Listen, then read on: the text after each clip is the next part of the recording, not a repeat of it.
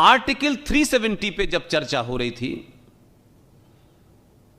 तो जवाहरलाल नेहरू साहब के बहुत नजदीकी दोस्त, और वो दोस्ती भी अजीबोगरीब थी कि उस दोस्त को सेटिस्फाई करने के लिए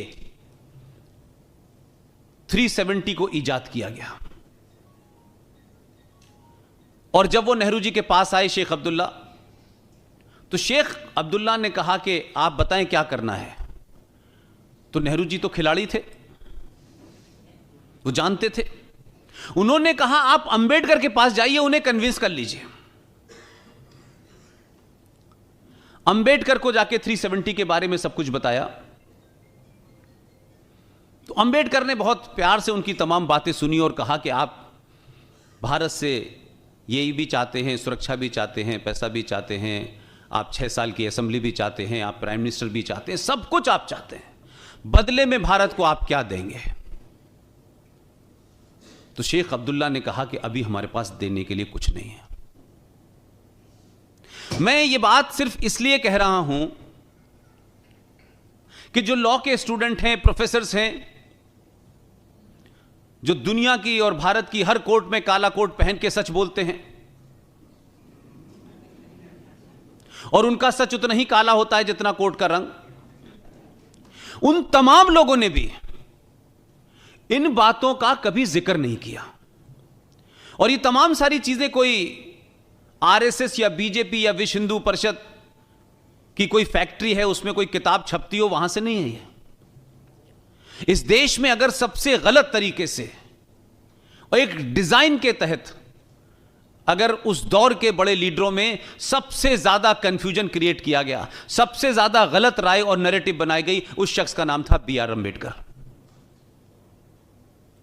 बी.आर. अंबेडकर से जब शेख अब्दुल्ला ने यह कहा तो बी.आर. अंबेडकर ने उस पर जवाब क्या दिया है, यह सब आप नेशनल आर्काइव में चले जाएं, रखा हुआ है।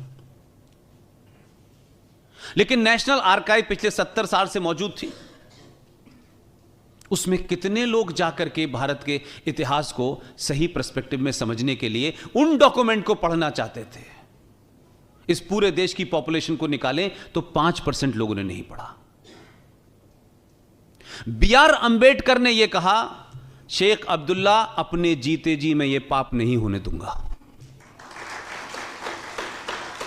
और ये बताया नहीं गया कि जब 370 के लिए बहस चल रही थी, अंबेडकर उठ के गए कि मैं इसमें शामिल नहीं होना चाहता, यह देश के खिलाफ है। लेकिन एक शख्स जो विजनरी थे, उनकी जिद इतनी थी कि वो अड़ गए इस बात पे। तो आखिर में आपकी संविधान सभा के सदस्य जो थे, उन्होंने लिटरली ठोड़ियों में हाथ डाले कि आप इस पे मान जाइए। तो कंप्रोमाइज यह हुआ कि एक शख्स की जिद और बाकी तमाम वो लीडर जो उस वक्त के स्टालवर्ड थे, चाहे गोपाल स्वामी अयंगर हो या पटेल हो, उन्होंने कहा अच्छा एक काम करिए, हम आपकी बात मान लेते हैं, लेकिन इसे हम टेम्परेरी बना सकते हैं कि नहीं, इसे टेम्परेरी रखते हैं। ये जो टेम्परेरी शब्द देने वाला शख्स था वो बहुत समझदार था। उनको मालूम था कि नेहरू जी परमानेंट नहीं है, तो यही टेम्परेरी किसी दिन हथियार बनेगा। तो उन्होंने तो नहीं सोचा था कि आप 2 शतरंज के खिलाड़ियों को भेजेंगे, आपने नहीं सोचा था। और आपके बारे में जो राय बनी उसके लिए भी आप ही जिम्मेदार हैं। आपने मुझे चरखा दिया है,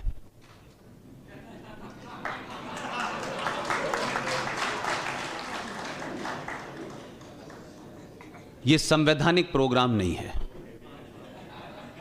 मैं किसी संवैधानिक पद पे नहीं बैठा हुआ और न मेरी कोई ख्वाहिश है इस पद पे बैठने की, क्योंकि इस पे बैठने के बाद आप अपने मन की बात नहीं कहते, दूसरे के मन की बात कहते हैं। और मुझे इस बात की खुशी होगी कि मैं अपने मन की बात कहते कहते चला जाऊं, यही मेरे लिए सबसे बड़ी बात है।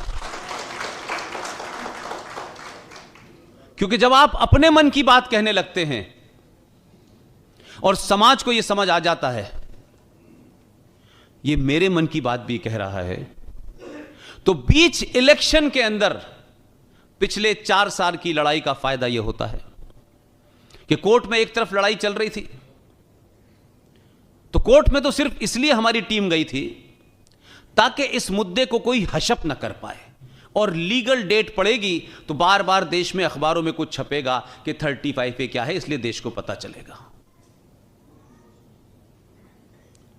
लेकिन एक शख्स आपने 47 में भेजा था, उसका प्रायश्चित करने के लिए आपने 2014 में भेजा। तो मुझ जैसे लोगों को यह लगा कि इस शख्स की बात ना तो टेलीविजन सुनता है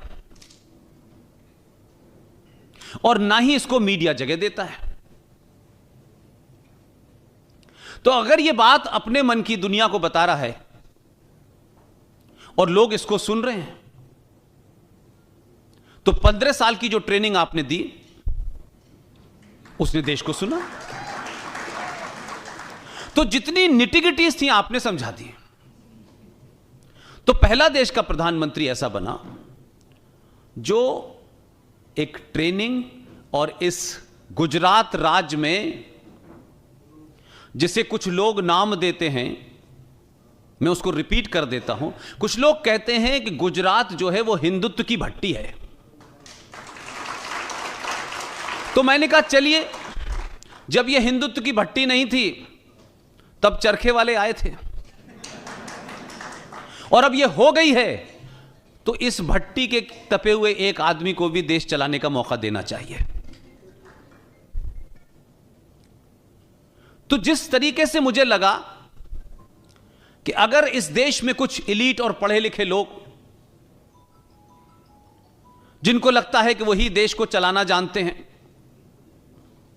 और हर कॉम्प्लेक्स बात को और कॉम्प्लेक्स बना के कहते हैं कि बड़ी गंभीर विषय है, ऐसे में एक शख्स गया, उसकी बात को भी लोग सुनते थे। मुझे यह लगा कि क्या वजह है कि एक बुजुर्ग आदमी, कौन सा कनेक्ट है कि वो 20 साल के लड़के के मन की बात कह रहा है, और क्या वजह है कि एक 42 साल का आदमी अपने आप को जवान नहीं साबित कर पा रहा। तो मैंने उस वक्त सोचा कि ये जो राष्ट्र के सामने बड़ी चुनौती है, इसको अगर कोर्ट रूम में जो बहस चलेगी चलने दीजिए, अगर इसको सार्वजनिक मंचों से इस देश के लोगों को अगर आप सही मायने में जो असली पिक्चर है वो बता दें, जो फैक्ट हैं वो बता दें, तो मुझे पूरी उम्मीद है कि ये लोग खड़े हो जाएंगे। और ये 19 अगस्त 2014 से इसकी लड़ाई 2 साल तक कोर्ट में लड़ी, कोर्ट में तो वो अभी भी चल रही है। लेकिन मुझ जैसे आदमी को लगा, क्योंकि मैं मीडिया का था, कि इसकी निटिगिटीज जितनी हैं सरल भाषा में देश को समझाओ। मुझे नहीं लगता, लेकिन 6 अगस्त को मुझे लग गया कि लोग सुनते हैं आपकी बात को अगर आप सच्चाई से कहते हैं तो। और उसका असर यह हुआ कि जिस तथाकथित राष्ट्रपति के आदेश को भारत के संविधान में एक जघन्य अपराध करके 14 मई 1954 को इंसर्ट किया गया और बताया नहीं गया, तो 54 की कॉपी में आर्टिकल 35A मिलता है, फिर 2 कॉपी के बाद गायब हो जाता है, कि लोगों को पता ना चले कि यह आर्टिकल 35A क्या है जो स्पेसिफिक जम्मू कश्मीर के लिए था। तो आपने एक अपराध देश के संविधान के साथ किया, और क्योंकि आपकी कश्मीर से अल्लाह जाने वो कौन सी नजदीकियां थीं शेख अब्दुल्ला साहब से, कौन सी मजबूरियां थी ये भी मुझे नहीं पता। उसी शेख अब्दुल्ला ने यह कहा कि ये जो आर्टिकल 35A है, यह भारत के संविधान में 14 मई 1954 को आया है, तो अभी तो उसकी लीगलिटी पे तो बात ही नहीं कोई कर रहा है। कहा गया कि साहब ये जो आपने जम्मू कश्मीर स्पेसिफिक एक सुविधा दी है, क्योंकि जम्मू कश्मीर तो जन्नत है, वहां या तो हूरें पैदा होती हैं, मुजाहिदीन होते हैं, और तो कोई होता नहीं है, काफिर वहां हो नहीं सकता पैदा।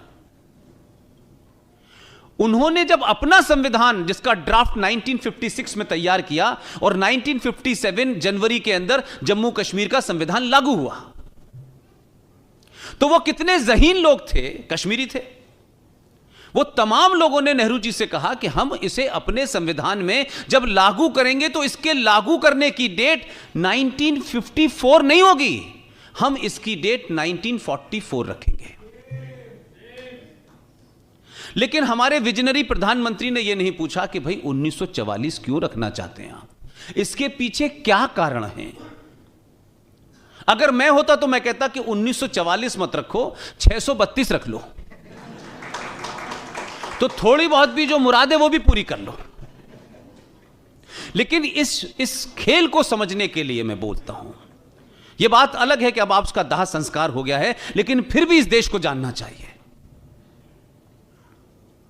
1944 जो आज कहा जाता है कि जम्मू कश्मीर में कश्मीरियत, कभी सुना है आपने कि बिहारियत, ये सुना है आपने? तो जम्मू कश्मीर को लेकर को ही जमहूरियत चाहिए, इंसानियत चाहिए, कश्मीर चाहिए, बिहार के लोगों को इंसानियत नहीं चाहिए, उत्तर प्रदेश के लोगों को इंसानियत नहीं, वहां हैवानियत चाहिए क्या? एक नैरेटिव झूठा गढ़ा गया हमारे राजनीतिक दलों द्वारा। Subscribe now